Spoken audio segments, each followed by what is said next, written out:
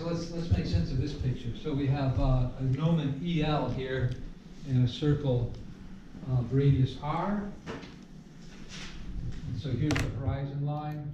So we're going to take this as point A, take the elevation of the sun. So I think, you know, so the elevation of the sun, I mean, I know the sun goes across the ecliptic every day, and so its elevation is very low in the sky at dawn, gets higher and higher, and then goes down again at sundown. But the highest point it reaches in the sky would be at noon, right?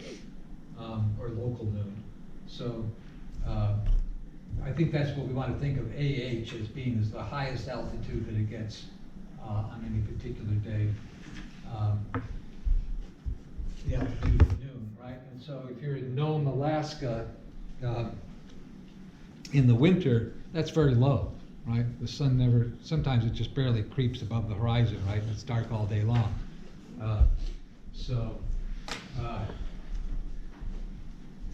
Anybody spend time in the far north?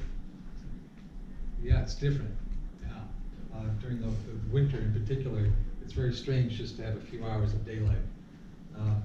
Which is also true in places like Oslo and you know, European cities that are very far north, and it's strange. Okay, so what do we have? We have the pole B, which extends through the Earth to point E, and goes to the antipode, which we're going to call D.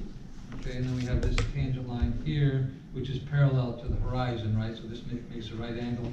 And we can continue this line to extend to this tangent line here, and we'll call this point J, I think is what they call it. And this point, do we have a name for that point? We don't, huh? Okay, this point is called G, although I don't know if we use that. So we can drop a plumb line from H down to the horizon, making a right angle here. And we'll call this the foot of the plumb line there, T. And we have our gnomon. Now, in Ptolemy's figure, the gnomon had the same length as the radius. So in this figure, it's a little bit different. We get this triangle here. This is a right angle. This is point K, they're calling it. And we know that triangle HET, how do you want to describe that? Sure, HET is similar to triangle, right? Because these angles here are the same. Why are these the same? Well, TE is parallel to LK. They're both perpendicular to the vertical here. I guess they're both horizontal. And what can we say about this? So these angles are the same. That means they both have a right angle. That means that these angles must also be the same. And so these are equiangular triangles. And by the way, this angle down here is also the same, right? And so we have three similar triangles here. HET is similar to EKL. And that's similar to EJD. All right, and so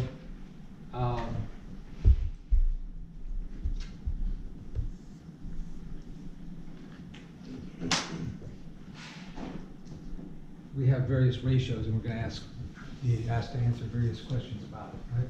So we lay off EL equal to the gnomon, and the sun is at point H, so AH will be the altitude, and the perpendicular HT is the sine of this altitude.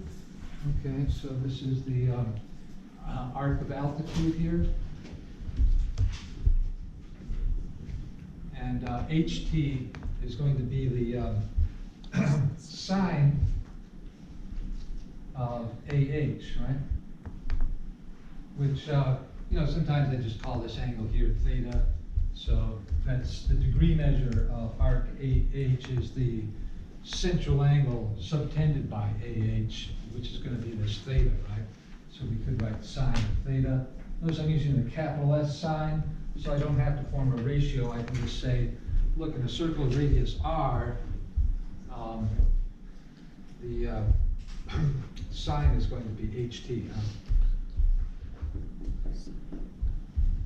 Now, be careful, that's not our sign, right? This is the capital S sign, which our sign would be, so let me say, note, lowercase sign of theta is HT over R, right? So this is going to be equal to R times the sine of theta, capital S sine of theta, right? So far, so good? You know, that's kind of the historical part of this. Like, it took a while for the lowercase s sign to evolve in our modern trigonometry.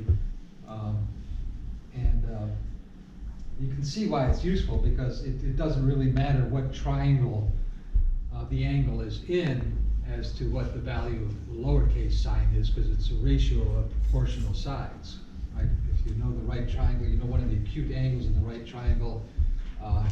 If you have another right triangle with that same acute angle, those triangles are similar and their corresponding parts are proportional. So opposite over hypotenuse in this case. And so we can also measure this as the ratio of EL to EK. Right, opposite to hypotenuse, right?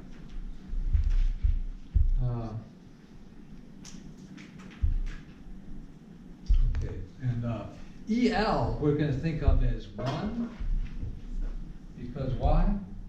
Well, I guess we have this power to decide which length is going to be 1 unit of length. And why make that the length of the gnomon? Well, we just want to use that as our scale for measuring other lengths. So we're going to say how many gnomons is your shadow?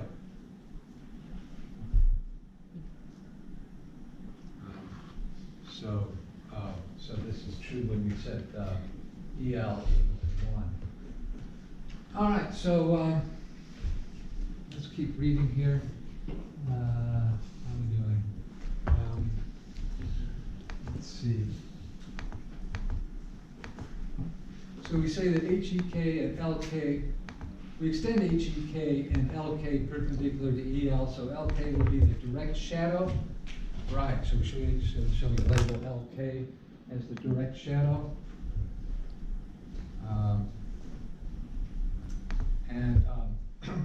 If EL is equal to 1, then this is the ratio of the direct shadow to EL will be the ratio of adjacent to opposite, right? And what's that?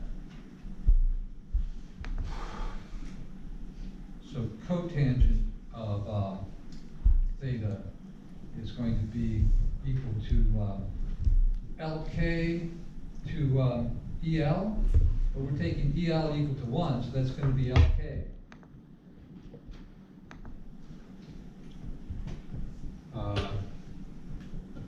So this is also the cotangent of our angle. So the cotangent is, in fact, what we need to compute to find the length of the shadow. Okay. And the two angles, T and L, will be right angles, right? Sure. So the triangles EKL and HET will be similar, and the ratio of EL, the gnomon, to KE, the hypotenuse of the direct shadow, will be as the ratio of HT, the sine of the altitude, to EH, the total sine. So EH, the total sine, is the largest value of the sine. And so this is what's called the total sine. And that's the sine of 90 degrees. It's going to be your R value. Okay, so let's see what the commentary on that translation of the ancient text says. In the same way that Al-Biruni invokes the similarity of the triangles HET and EKL in the diagram above, you notice that both triangles are similar to EJD, right? So we did notice that. He could have chosen the gnomon to coincide with the radius ED, as Ptolemy did, in which case the direct shadow would have been DJ. Other contemporaries did this, right? Noting that the direct shadow is now the line segment tangent to the circle and spanning an arc complementary to the given one. Spanning an arc complementary to the given one. So the given arc is AH, right? What does it mean by that? The shadow is now, so the shadow would be dj, that would be the direct shadow if the gnomon were the entire radius ED.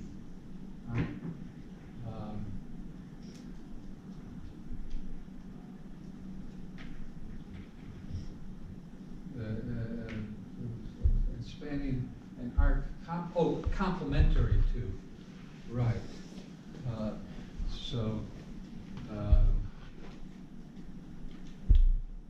Yeah, so this angle